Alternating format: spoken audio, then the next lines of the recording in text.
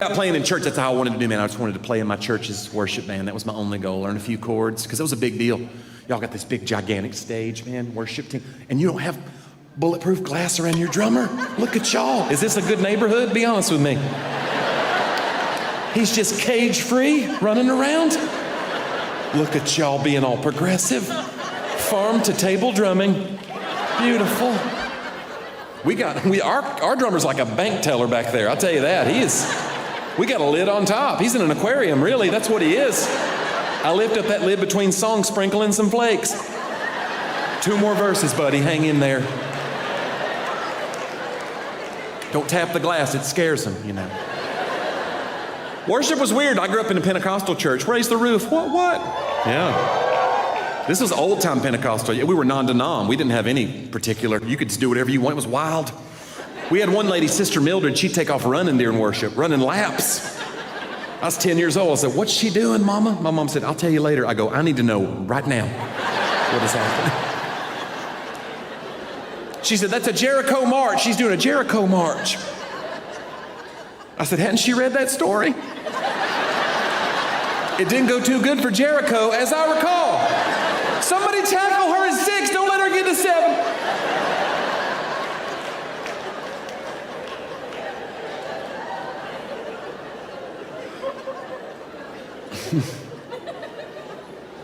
But I like the different styles of worship. That's the coolest part about being a Christian, man, is everybody's got their own different flavor. If you're serving Jesus, you're good with me. It don't bother me at all. I do all denominations. You know, I love it, man.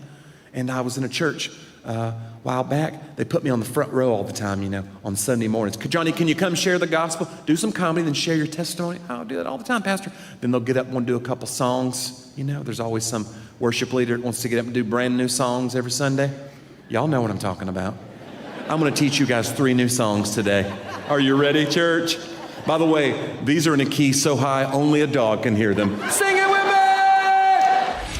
Sing it with them! Oh, sing it loud, because here we are on Monday morning church. Oh, yeah, here we are. Welcome to Monday morning church on the other side of everything else. On the other side, that's where the other side of church is, and that's where we are right now. This is I call it Monday morning church, even though we're getting more into the afternoon by the time I record it, and you probably don't even watch it till the evening or maybe even the next day. But I call it Monday morning church because it's got more of a ring to it, and that's what we're about here. We're about the ring. Put a ring on it. Oh yeah. So that's what we do here on the other side with Monday morning church. Is we give you some new songs. I don't know what key they're in. It could be in a high key. I'm not sure, but we'll sing them. We don't matter if we sing off key. We just sing off key. So what can we learn on Monday morning church today? Because before I give you the songs, I've been reading a lot about Acts here lately. Acts, A-C-T-S. And I don't know. So much going on in Genesis. Of course, in Genesis 2. I mean, there's a lot of messed up stuff. There's a lot of good stories there, and people just don't realize. Because I was talking about.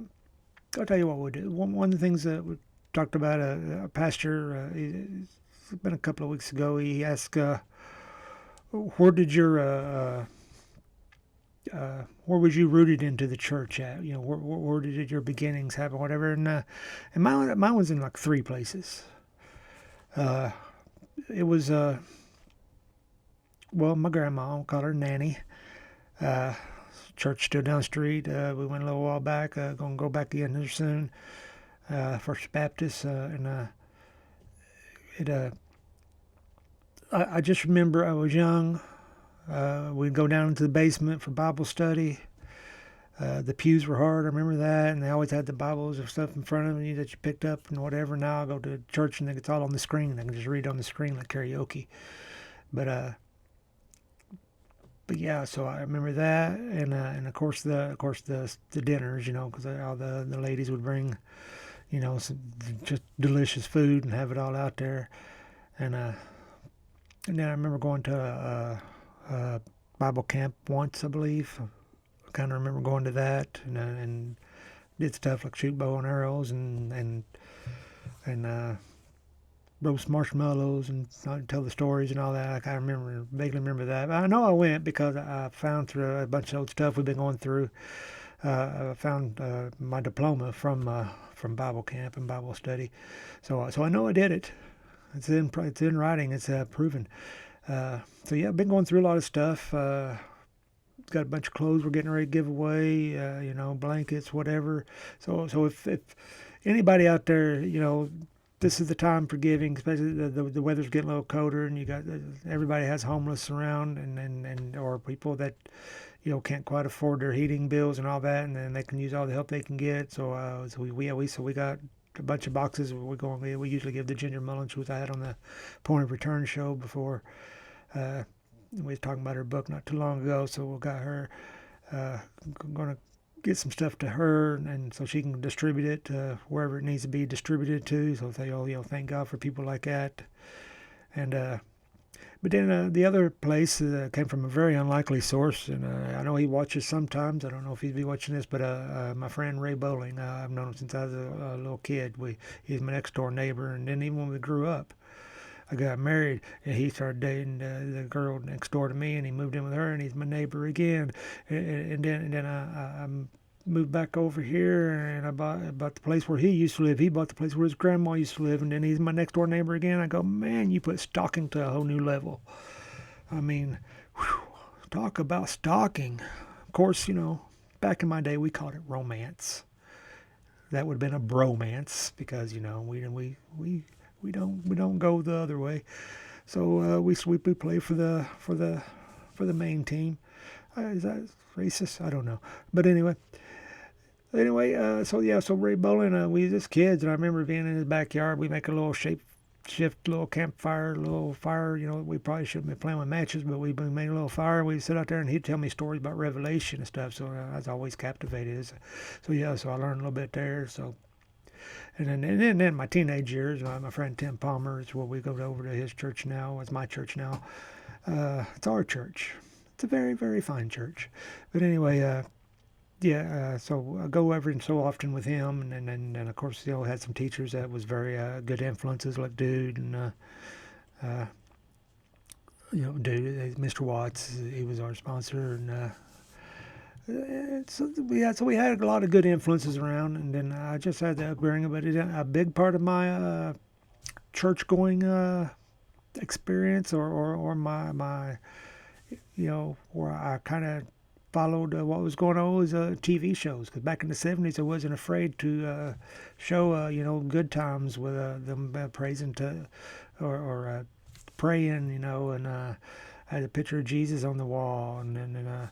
Even get into scary movies like The Exorcist. I watched The Exorcist when I was way too young to be watching The Exorcist. One of the only scary movies that really scared me, and part of that was like, I mean, if the devil can possess a little innocent girl like that, what chance do I have? I better be on my toes. You know what I'm saying? So, but anyway, there we go. There's a little quick little stories, and let's just get to the music, because that's what we're about here, on the Monday morning church and the other side. So I have everything else. Check out the other shows. I got another tribute coming up with the Kiss side of Ace. I did a one over the weekend with Ace. Really, he just passed away. He's the original lead guitarist for Kiss, and so we'll cover the Kiss years, and then. Of course, I got a good woulda, coulda, shoulda coming up with a UFO, and of course the flagship show. I got a great show there with an up-and-comer, one of the newer guys, Chris Stone, Kingfish, Ingram. Some good stuff there, and I've been finding some other good stuff, so I'm kind of getting some stuff lined up for the future. So I will be taking a little week off in November, and then we'll probably just start a new season after that. So anyway, let's just get into some stuff. I got some stuff by Drew Jacobs and Struggle Jennings. I'm gonna end it with, and then I got some Jelly Roll and Chris Stapleton, and then this here, I don't know who it is. It just come on there, and it just says, "The cross was enough," and was it? Is it? Well, hey, maybe so.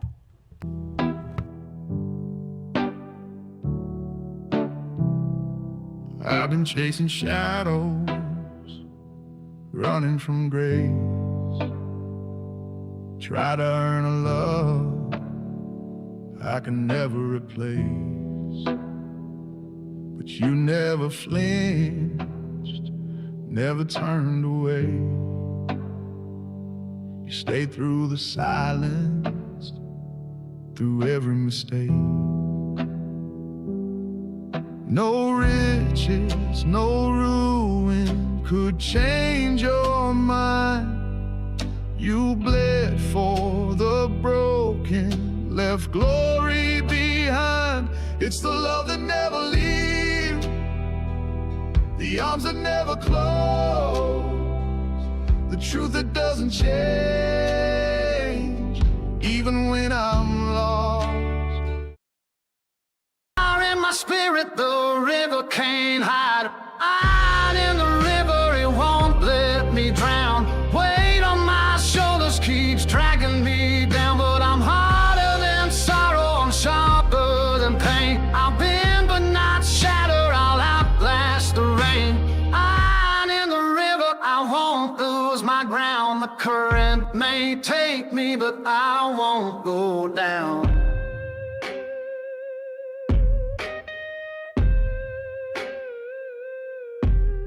I've prayed to the silence, I've cursed at the sky, begged for an answer, got no reply. But faith is a hammer, it tempers the soul. It beats on the metal until it's whole. The river keep talking, it don't let me rest. Keeps testing the iron that beats in my chest. I've drowned in the darkness, I've bled through the fight, but I'm iron in the river, I'll make it through the night. Every When heaven comes calling, then my time is due. 'Cause Jesus was an outlaw too. Jesus was an outlaw too.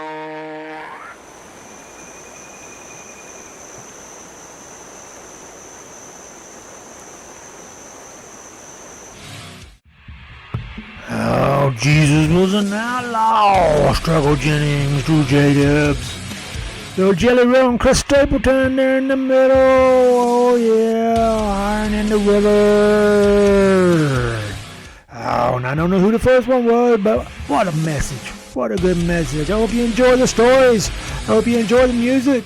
I hope you come back again for the next time when we do a little Monday morning church here on the other side. So until the next time, well, you know I'm going to see you. I'm going to pray for you on the other side.